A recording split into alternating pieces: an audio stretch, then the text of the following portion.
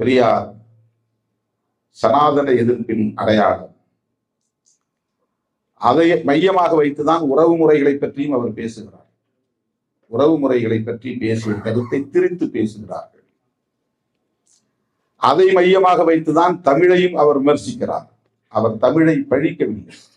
தமிழில் அறிவு சார்ந்த கருத்துக்கள் இடம்பெறாமல் புராண குப்பைகள் இடம்பெற்றிருக்கின்றன என்கிற எரிச்சலில் வழியில் பேசுகிறார்.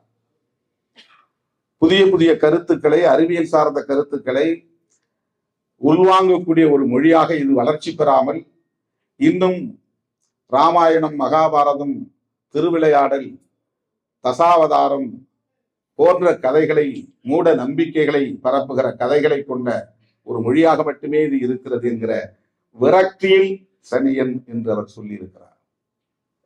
அல்லது காட்டுமிராண்டி மொழி என்று அவர் சொல்லியிருக்கிறார். அப்படி சொன்னதற்கு அந்த மொழி மீது உள்ள வெறுப்பு அல்ல, அல்லது அவருடைய மூதாதையரின் தாய்மொழியின் மீது உள்ள பற்று அல்ல. அப்படி ஒரு தோற்றம் உருவாக்கப்படுது. ஏதோ அவருக்கு கன்னட பற்று இருந்ததை போலவும், தமிழ் மீது ஒரு வெறுப்பு இருந்ததை போலவும் அபாண்டமான ஒரு அவதூறு. அந்த பெரியார் தான் தமிழ் எழுத்து சீர்திருத்தங்களை கொண்டு வந்தார்.